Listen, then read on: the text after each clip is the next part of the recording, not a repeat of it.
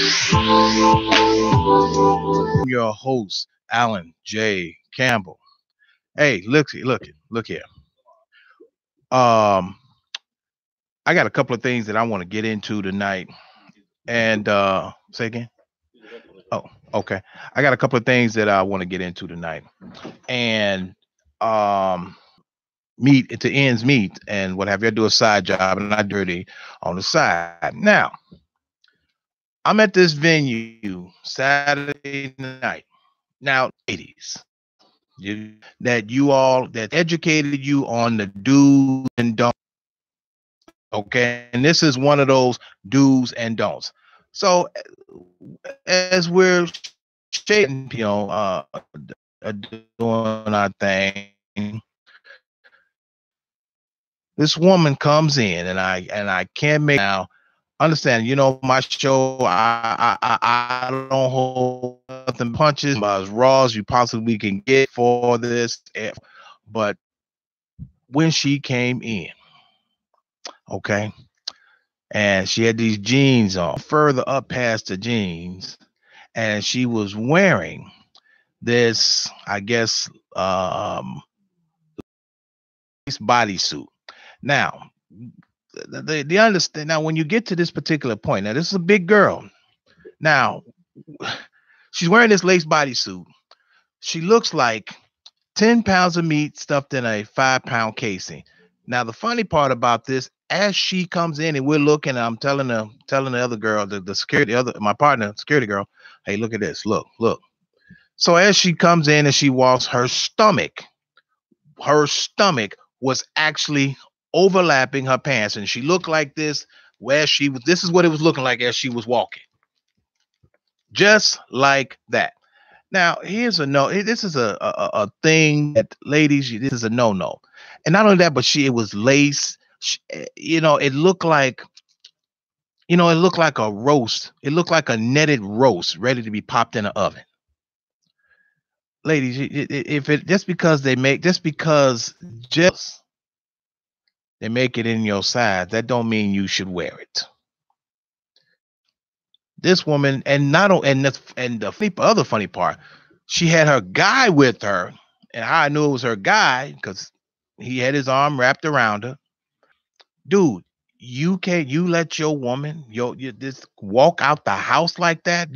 Normally, the first thing I said when I told my partner, I said he let this seed off the house like that. He let her come out. See, ladies, you are a reflection of the guy that you are with. If you come out the house and your makeup is not done or done in a manner to where it's highlighting you, but at the time it helps bring out certain features, your hair, clothes, whatever. There's an invention that's been around forever. It's called a mirror. You stand in front of that joker and you look at yourself. Okay. And I have to, and I had to ask myself, what was he thinking? But then I came to my senses and said, that's right. It's income tax season. He need a roof. She needs somebody in her life, and he need a roof over his head. So it's kind of like one hand washes the other. But that was something that I just had to get that out. That was you just can't make that up. I'm not that clever. I'm not that clever. The next item today, I don't know if anybody caught the news, but today Bill Cosby's retrial has started. Because he's been of sexually assaulting several women. Now, and I'm a sidebar for now. Not only that, but they had a woman who was part of the Women's Lives Matter. This woman, this fool, this circus clown, jumps the barricade and runs out in front of everyone with no top on. She was topless. All she owned was a pair of jeans. Police wrestled to the ground, and she's yelling, "Black!" First thing I can say, you know what, black women, why do you sometimes continue to make complete fools of yourself? First of all, let's talk about let's talk a little bit about Bill Cosby's situation. We're talking about a bunch of white women who are now coming out 30 years later after the fact. But nobody is talking about Stephen Collins. Now, a lot of you probably don't know him. Stephen Collins was on a TV show called Seventh Heaven. He played the father, but he played a minister on the show. Now, here's the funny part. Stephen Collins admitted on television that he could not, his words were, he couldn't control himself and he engaged in conduct with young and underage girls. Tender. But this dude's show is still running. This show. So help me understand what's wrong with this picture.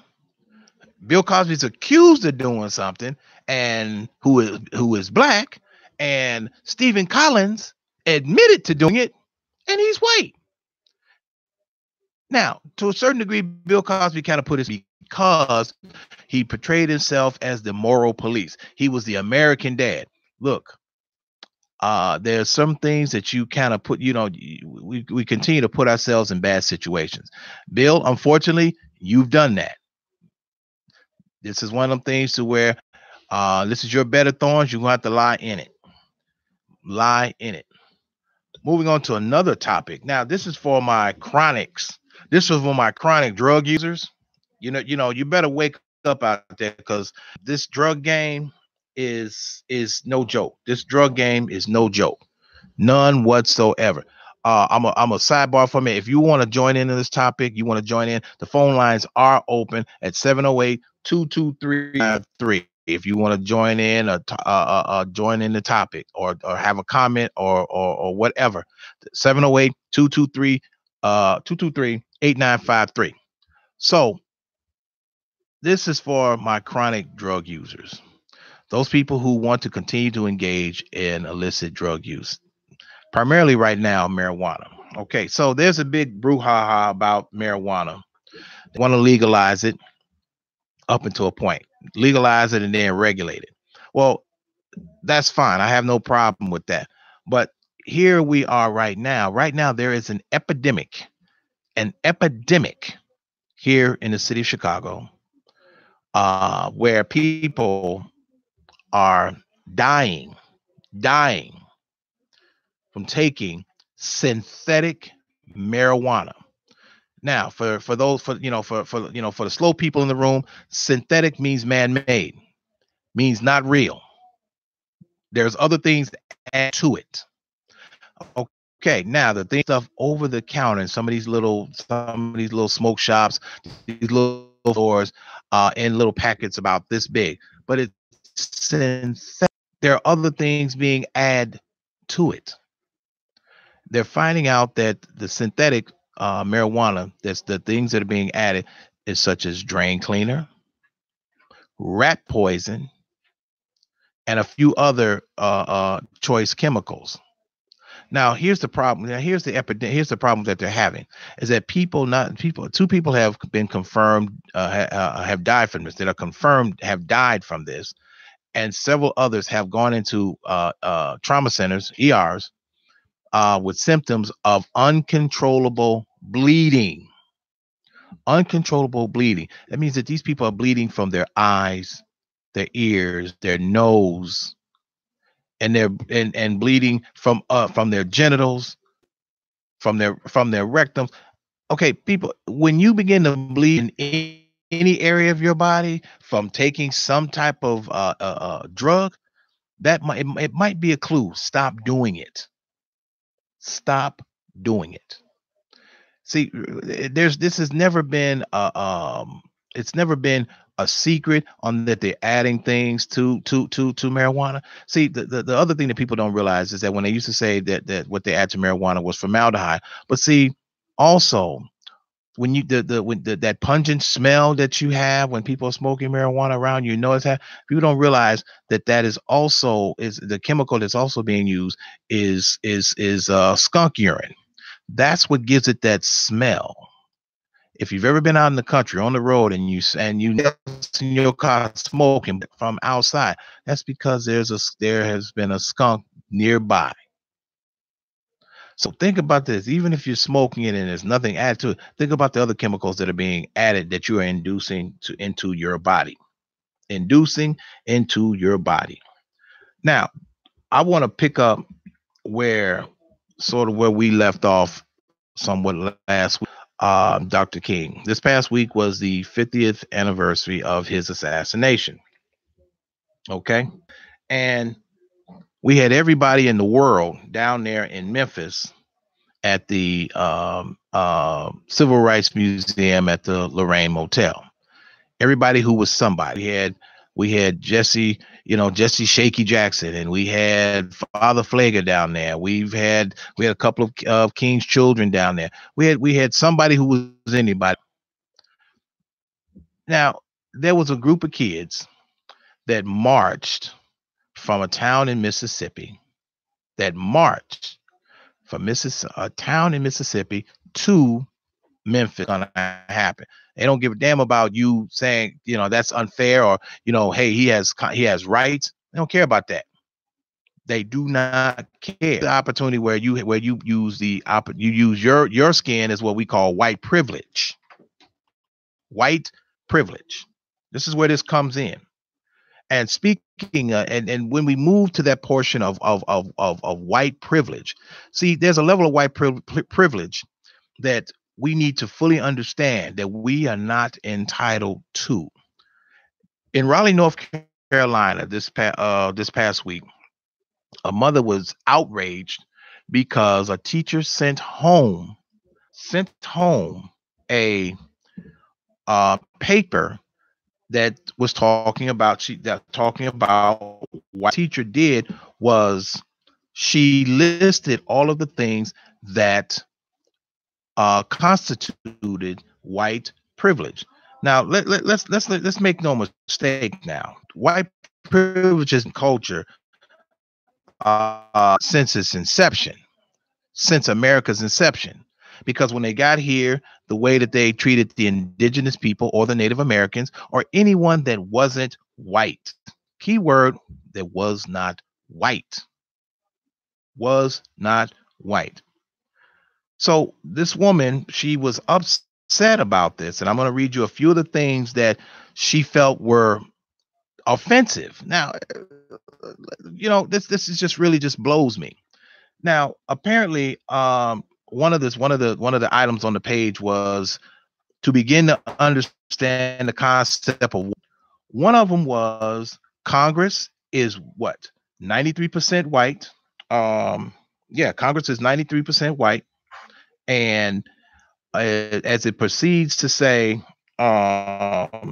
teachers are 83% white, full-time college professors 84% white, owners of men's pro football teams 97% white.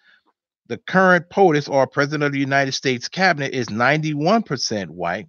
People who decide what television shows, 93% white. So if it's not a argument of white privilege, because she's giving the numbers on and where white America is. And this woman apparently was offended that someone teaching their child about white privilege. Well, see, that's the problem. See, for some people, when you use the term white privilege, it's offensive. No, it's not. It's true. It's very, very, very true. Very true. We continue to operate in an environment that we feel that is okay.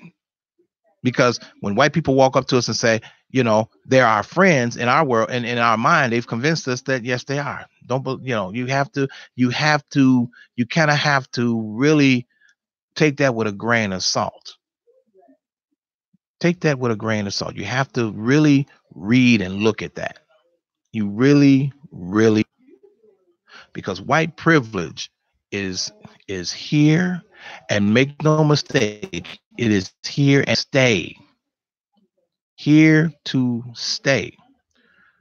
When Dr. King realized that the direction that his move and that white privilege, white America was never good. Make no mistake, white America is never going to accept us. White America is never going to accept us. So we have to get that, we have to really get that through our head. And as I said once before on my show, is that the worst thing that could have happened for black people, the worst thing we could have done or participated in was integration. That's the worst thing we could have. Even King said the same thing. That's the worst thing. The worst thing we could have gotten into and allowed ourselves to be and to be duped or allowed told this to be told this. Lyndon Johnson said it best. He said it best. Once you introduce this particular legislation to blacks, to vote Democrat for the next 50 years. And that legislation was the Civil Rights Act and the Voters' Rights Act. Once those two pieces of legislation, Johnson already knew it was in the bag. He said you will have these Negroes voting Democrat for the next, and that was in this is 2018. And what do most of you do when you go to the polls? And and this is for those who actually do vote. Because I'm gonna be honest with you. After, once I saw how this process worked, and this is not even about Obama, that knucklehead, he's not even black. Once I saw the direction that this was going, this kind of killed anything and looking at the actual process. And I don't want to get too far off of that, but we've been conditioned to believe that this is the way we should do and go about the process, or they call it the democratic process. For those who run to you have to vote. Well, there's nobody out there I really want to vote for, but you have to vote for someone. No, you don't. All you're doing is you're validating what Lyndon Johnson said 50 years ago. You give these Negroes this, you will have them voting Democrat for years. And what has happened? We've been voting Democrat for the last 54 years. 54 years. And at what point do you say to yourself, something's got to change? Now, when King made the made this, when he made when he did his been to the mountaintop speech, there was more to his speech on what the direction that he needed to go, and that was in a direction public eye to bring to white America, to bring to Johnson's uh uh uh uh uh mind that, hey, this is no longer a black thing. Right now, this is no longer a civil rights thing. This is not about this. Right now, we need to address the level that poverty, because poverty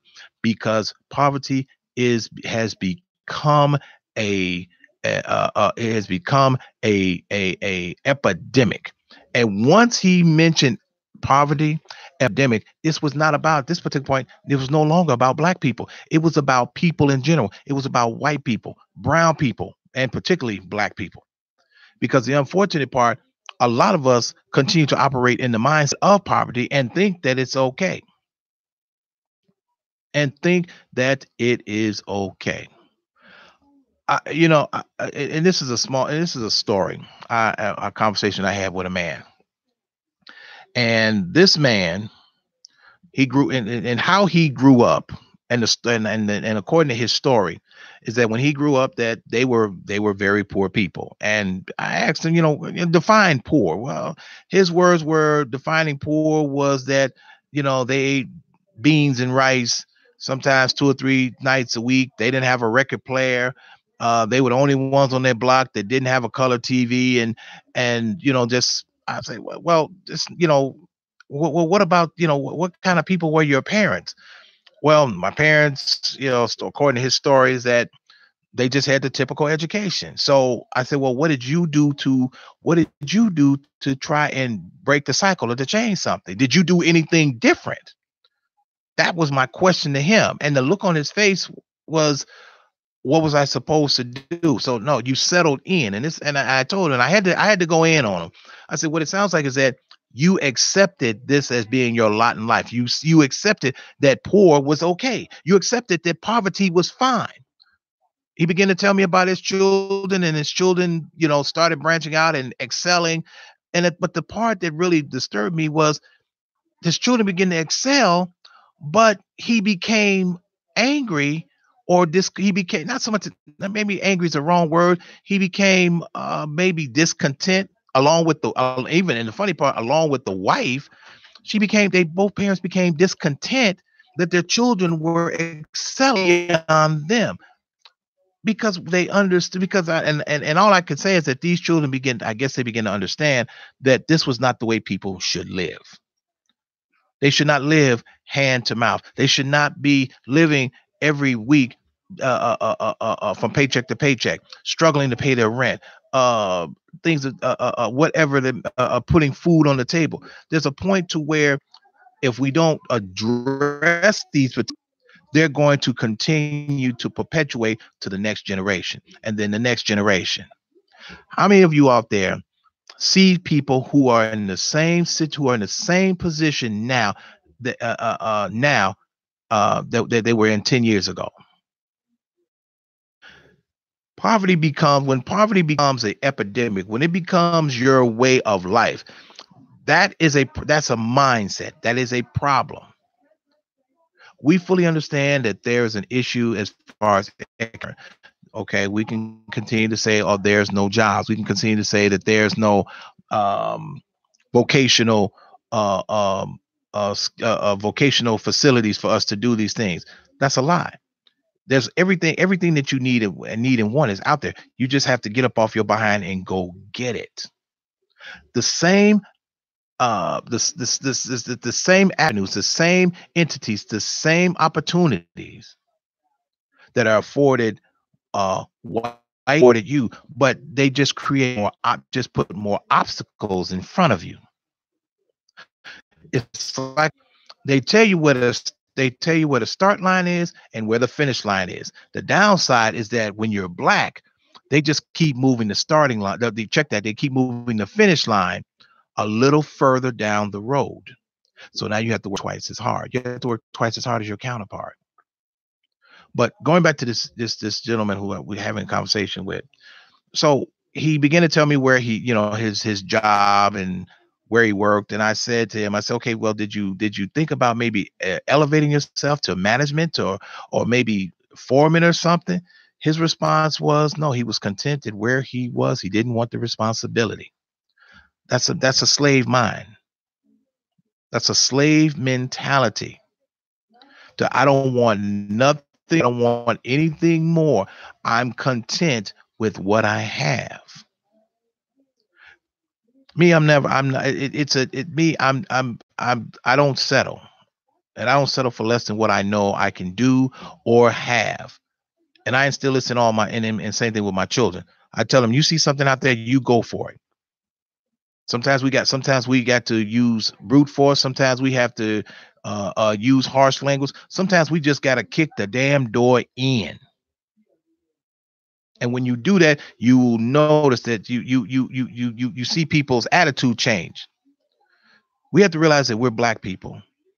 And not only that we're black, but we just can't walk up and tap people on the shoulder anymore. We have to hit them in the head with a sledgehammer, and then you'll notice that you have their complete attention. This is what we don't do. This is what we do not do. When we have people that we work with, and we try to help them, we try to elevate them. Hey, what's happening? Hey, welcome to the show. Who do I have on the phone and where are you? This is Jay from Georgia. What's happening in Georgia? All right, so let's get into what you were talking about earlier. So one correction. Johnson said, and this was his quote, this was one of many quotes, actually, let me back up. Johnson did not write or author the Civil Rights Bill, and which became the Civil Rights Act of 65. He didn't write it. It was literally sitting on President Kennedy's desk when they gave him a sunroof in Dallas. Johnson inherited it. And Johnson knew that that was going to be his linchpin to help keep and to secure his election. The other thing was, he was very clear that if he could push this legislation through and get it signed and wrangle Congress together, because 70% of your Democrats were good Southern Baptist Democrats who were staunchly opposed to any sort of anti-segregation anything. Johnson convinced them this had to happen. It had to happen. Otherwise, we're going to be headed for a very, and not to mention, I've got some dirt on a bunch of y'all. We need to get this legislation through. We've already kind of spilled some dirt on the rug. We need to clean this up. So I'll make it. Bottom line is, he drugged them through and said, you have to send this through. We need to get this signed. And if for any time, if we don't think that this is actually going to work, we won't make it an actual law. It'll be an act for 50 years. Let's just start there. That'll at least get the ball rolling. Because if you notice, that is the only bit of legislation ever created as it's to the civility or citizenship that was ever given a point of expiration. No other part of legislation that speaks to citizenship and or the rights of citizens was ever given an expiration. The Women's Suffrage Act was never given an expiration date. It was perpetual. So I'll digress there.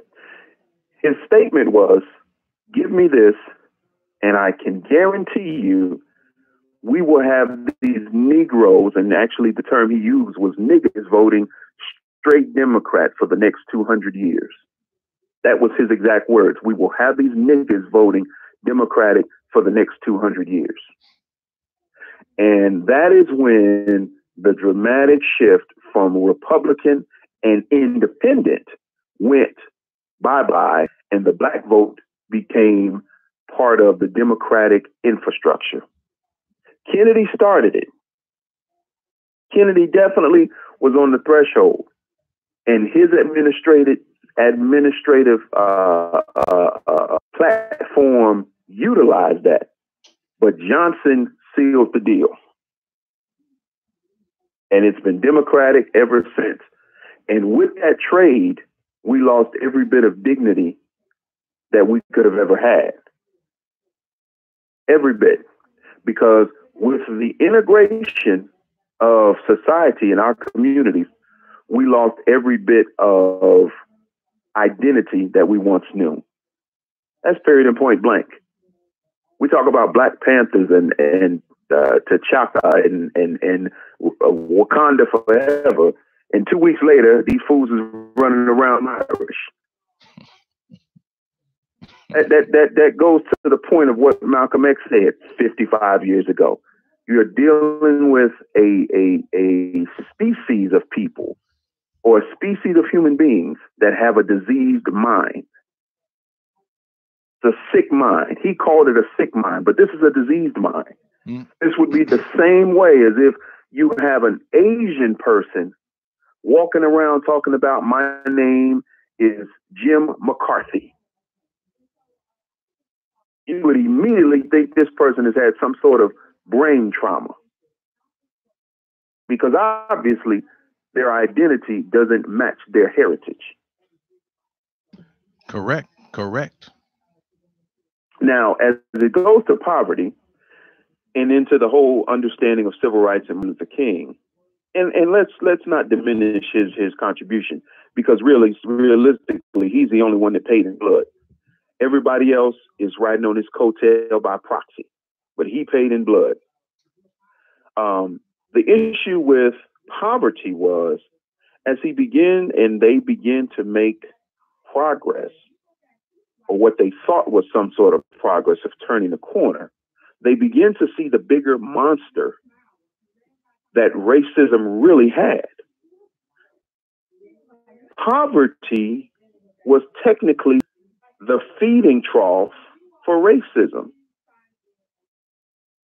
So when you rob people of opportunities, no matter what color they are, of any ability to do their best or to achieve a better outcome for their very existence, it breeds hatred. It breeds violence. Right. And the people above that were technically, how can we say this, brokering. So I've got 5 jobs, or let's just say I'm a company and I have 10 jobs. I've got 10 jobs and I need 10 people. Technically, I would want the best 10 people. Yes. However, I know that there is, let's just say, 5 white, 3 black, and 2 whatever. But I got 10 jobs. And of those 10 jobs, 25 people apply. 25 people apply. I got to fill 10 jobs. I want to make sure that I can trust these people that I'm bringing into my company. And I also want to make sure that I'm somewhat fair and balanced. So I'm going to hire, let's just say, the first 10 people that come through the door. And I do that. Well, the other people that come through the door, let's just say the first 10 people that come through, 8 of them are white, 2 of them are other. So everybody else that comes through the door, which is black and whatever else, well, we already hired. We're not hiring nobody else. Right. And we've seen and we've seen that happen. Sure. But my point is, so now that breeds an attitude of resentment and hatred because you don't feel like you've gotten a fair chance. But that is the way that our very democracy is designed. It is designed to keep people within a caste system, even though we say that it's not, it is. This is why, in my opinion, Trump has become the master guy, because he's given us the ability to see past the illusion of our hypocrisy. This is the guy that comes in and like they used to say, rehab this house or flip this house. Flip this house. This is the guy that comes in and flips the houses, and he tells you the truth. You ain't gonna be able to flip this house in 60 days like they do on the info commercial. This is gonna take you 6 months and about 14,000, not 2,000. Right, and to piggyback off what you see, this goes back to we working with it is a disease. We have the information, or the information is given to us, or the veil is so pulled back in a way, and we still want to follow the masses, even though all the information and the truth has been given to us. And like you said, Trump is the master guy. He is the guy. He's pulled back the layer and layer and layer, the veil, and say, look, this is what it is. No one in this age can say that they don't understand or they're not privy to the process. And the reason why I say that, simply, if your cell phone company made it a requirement to show your patriotism and to complete your service into their system on the United States telecommunication code by the FCC, blah, blah, blah, blah, blah, if they sent you a text message tonight that said by 12 o'clock noon, you will have to, by voice recognition, say the preamble of the United States. Otherwise, you could not maintain a Wi-Fi service. Do you know how many people would explode the search engines on the internet to find out that information and make themselves ready to perform that task? A great deal. Great deal. And why is that? Is that going to help you get a job tomorrow? Is it going to pay you? No.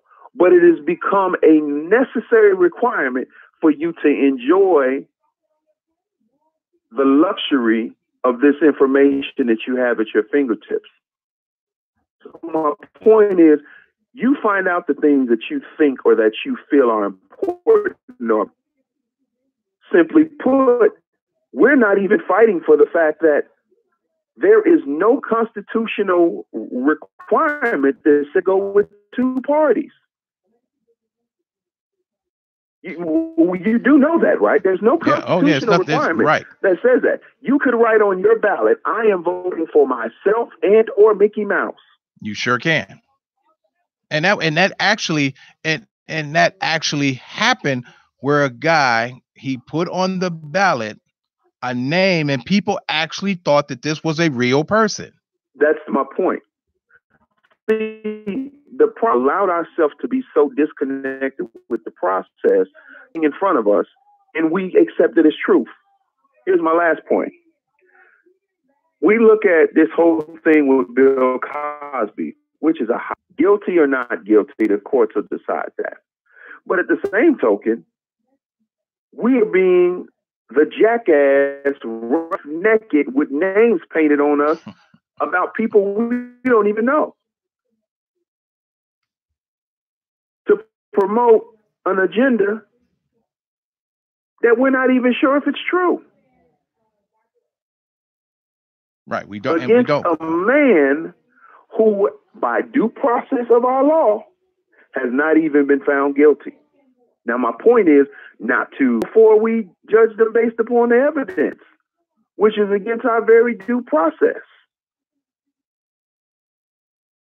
But we do it because what validated everything to be factual before it's even proven. So it's newsworthy before it's trustworthy. Right. Because they could run a full headline story of what you did wrong, but will run a ticker tape of the retraction after they found out the truth. That is correct. That is correct. Or as they say, a lie go around the world faster than truth can put his pants on. Absolutely. That's the whole point. And the reason is because we have, again, a diseased mind, which is hungry for the appetite of filth than the appetite of truth. And when you look at this, there is no plethora. There's no end to, because it just continues to perpetuate itself. It continues to, because again, we have gorged ourselves on filth and junk food. So when some meal in front of you, you don't know how to handle it. You're already full off of the filth. You're already full off the junk food. So when the main course comes, you don't want that. Well, you can't. You can't digest it. Yep, I agree. Hey, Giorgio, I got to pay some bills around here. All right. Thank you. Appreciate you. Hey, we're going to take us a little break here on iHeart Intellectual Radio, the Chronicles of Rohn. Hey, if you have a comment or a suggestion for a show, leave it on our voicemail at 872-261-1381. Nubian Beauty of Hair, our sponsor. Check out their website, luxuryhairdirect.com/Nubian4. Remember to put the dot. Hey, join us back here at the show and call us here if you want to join in this topic at 708-223-80. Chronicles of Rohn.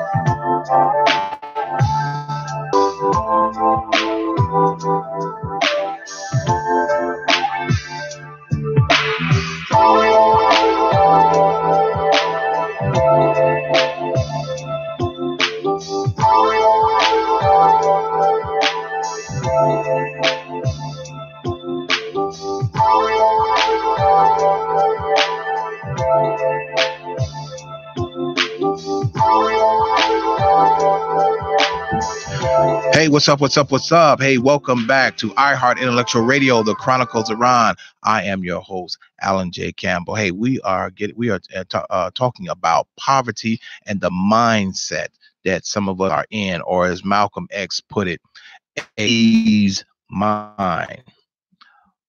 50 years ago, Martin Luther King was assassinated in Memphis, Tennessee. But the purpose of him going there, I want and some people may not know this, but the two men, the reason that King went to Memphis was to assist in the strike, the sanitation workers in the city of Memphis. Now, here it is that you have these sanitation workers that were making. Now, this time, now you have to remember that this is 1968, and white garbage and the white sanitation workers were making $1.90 an hour. But you have to see where the inflation was now.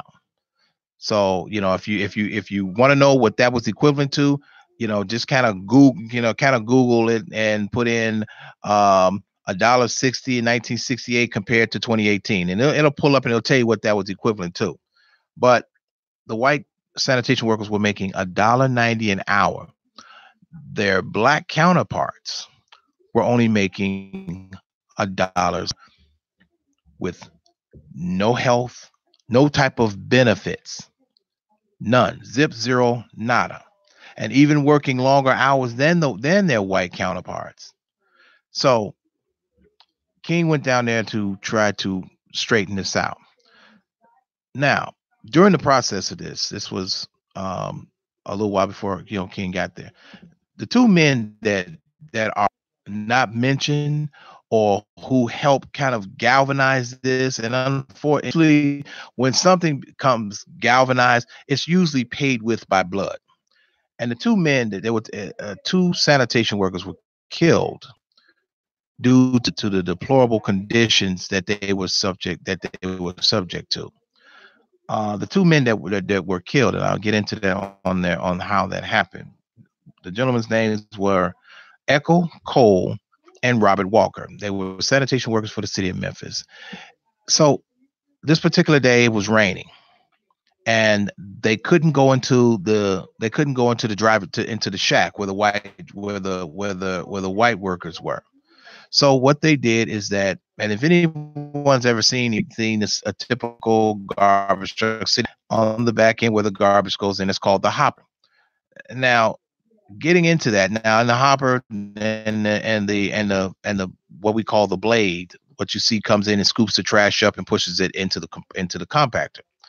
Well, these two men jumped in the back of the hopper of the garbage truck to get out of the rain.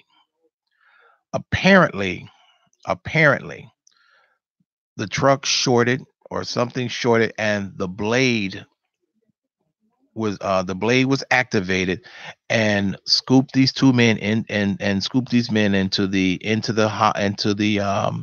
compressor, and these two men were crushed to death. They were crushed to death.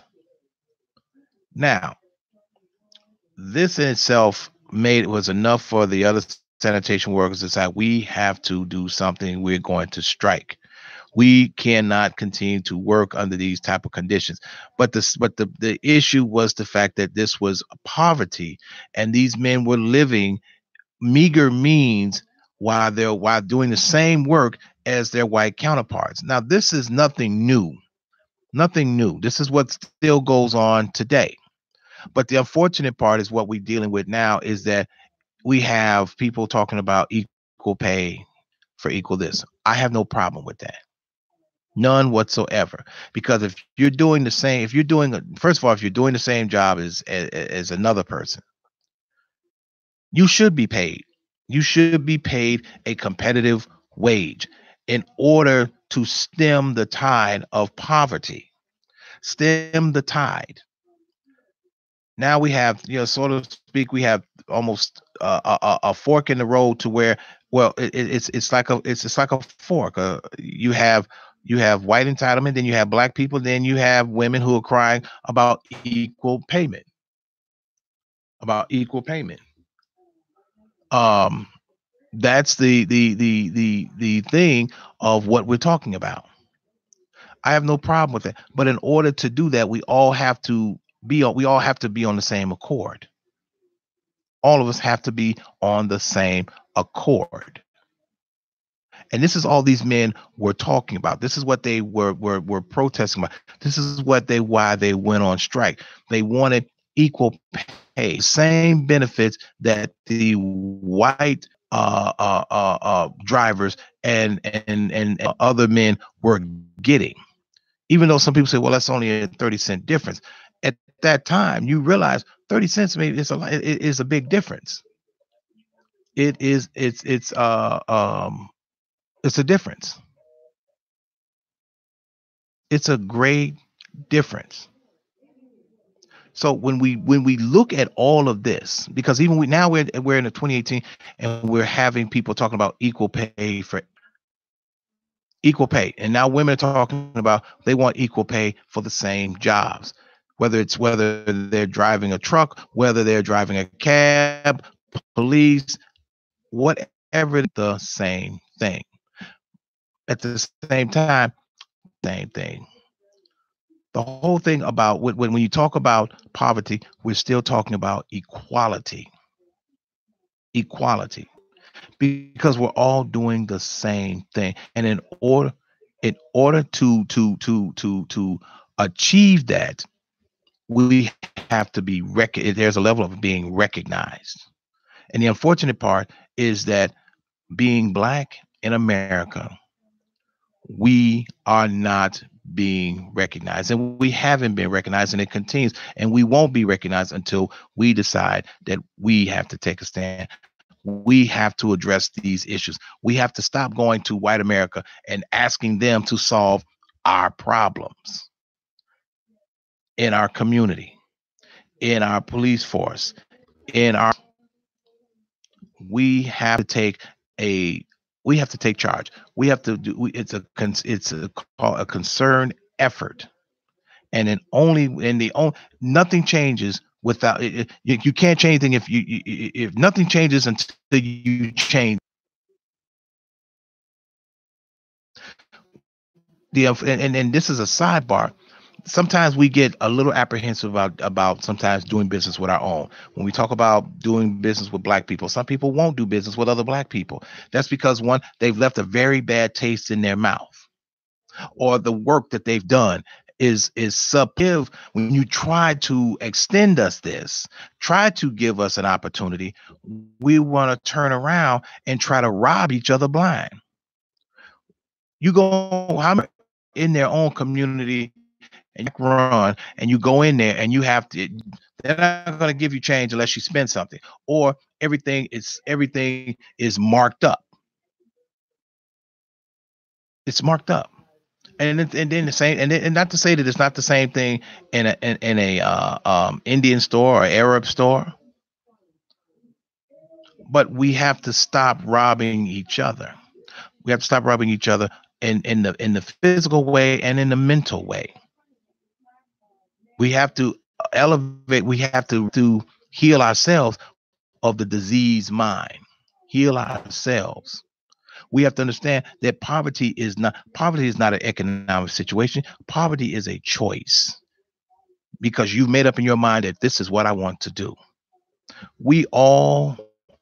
There's not a person on this face of earth that can't say that they've never had a difficult time or a struggle. But then there are some people who choose to struggle, who continue to make decisions that are not beneficial for themselves or their household.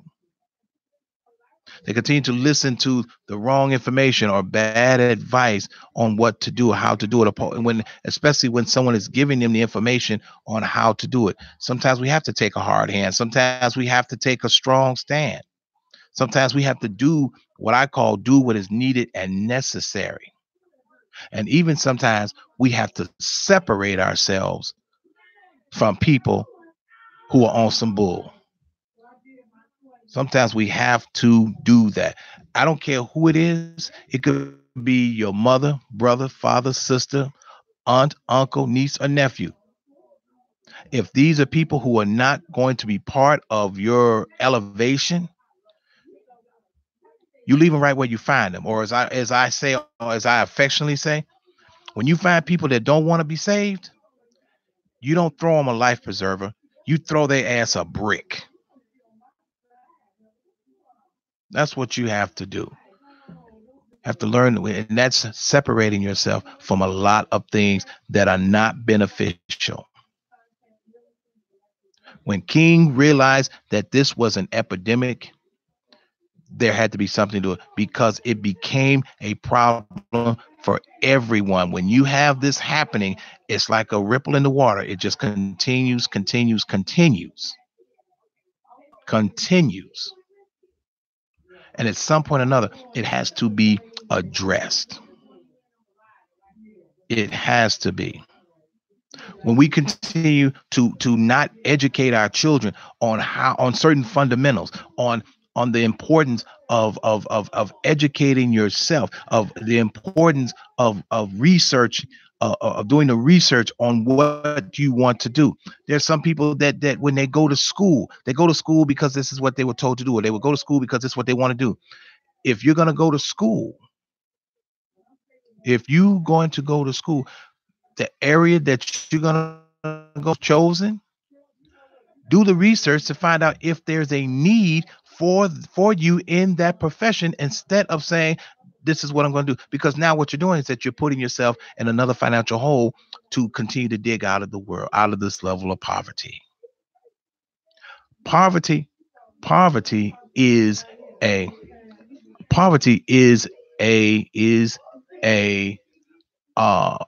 choice. It is a choice. It really is. You have to understand the difference. Truly understand the difference. And once we're able to do that, we have a better understanding.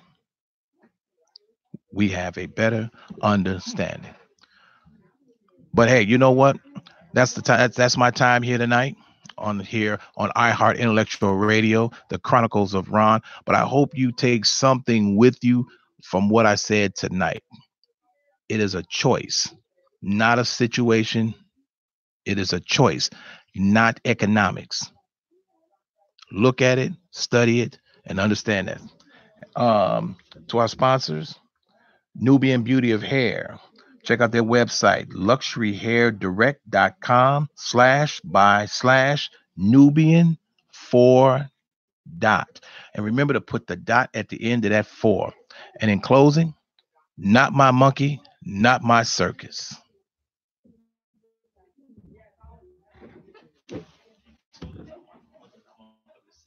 See you next week. What were you saying? You were saying something about no, you were pointing. Oh, no. Oh. Ah.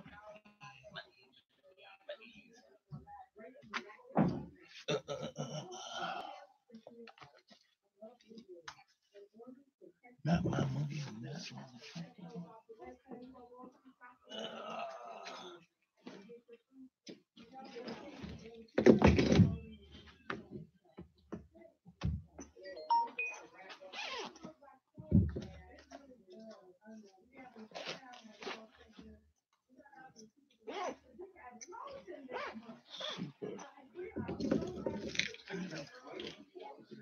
Awesome, super duper.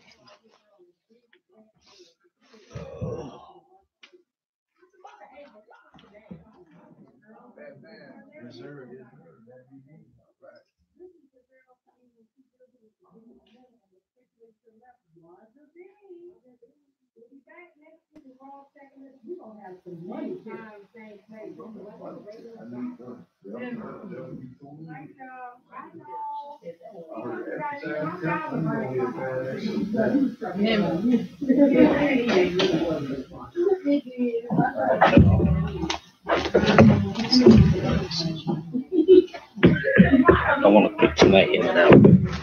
Okay. Huh? No. So it's just 3. All right. Yeah, I need a way to look at my phone over here so I could put. Oh no, it's a plug right here.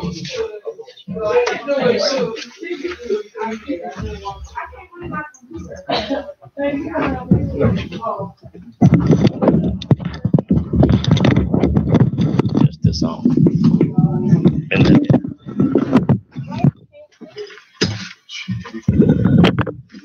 so I'm going to set up. You want to get it real quick?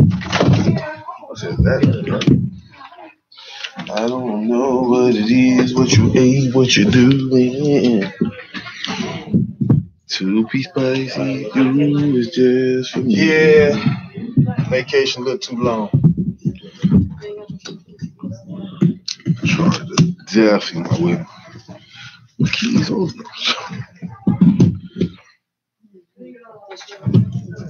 Look. He put the Wi-Fi password up. Then I put the number. Mac connect already. Mac too. Soon as you come in the door, kick right in.